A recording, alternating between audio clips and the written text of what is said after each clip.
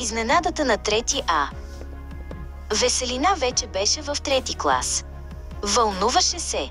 Училището беше не само място за нови знания по математика и български, но и място, където я чакаха нейните приятели. Клас 3А беше най-умният и най-шумният клас едновременно.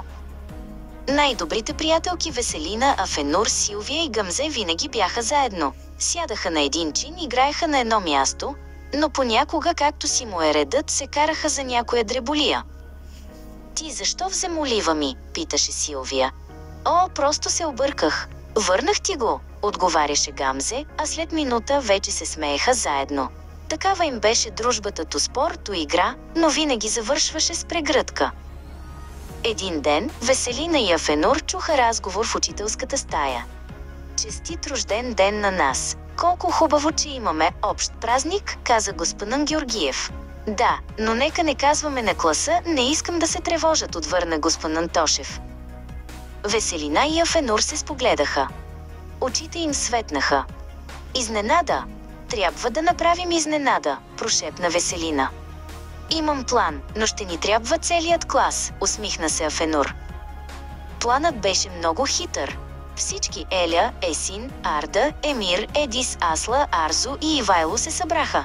«Сега правете така, сякаш се караме много силно», каза Веселина.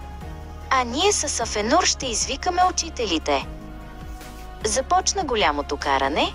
Някой викаше: «Моливът ми го няма», друг крещеше: «Ти ми взе мястото», а трети изимитира силен плач. Клас 3А беше пълен с актьорски талант. Веселина и Афенур изтичаха до учителската стая. «Господине, елате, елате!» Всички се карат. Счупиха нещо.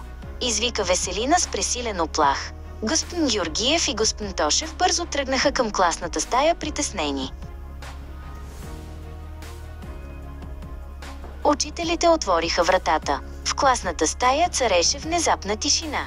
Всички стояха до дъската, вместо да се карат. А Еля, Есин, Силвия и Гамзе държаха голяма торта с 2 свещички.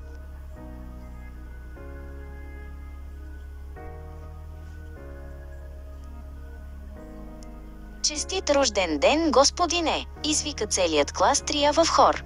Учителите бяха толкова щастливи, че забравиха веднага за мнимия скандал.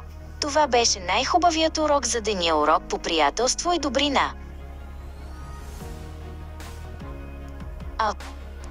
Веселина, Афенур, Силвия и Гамзе.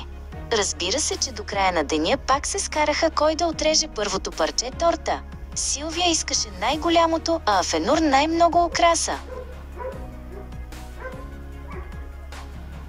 Но 5 минути по-късно вече си разменяха парченцата и се смееха, защото така правят най-добрите приятели.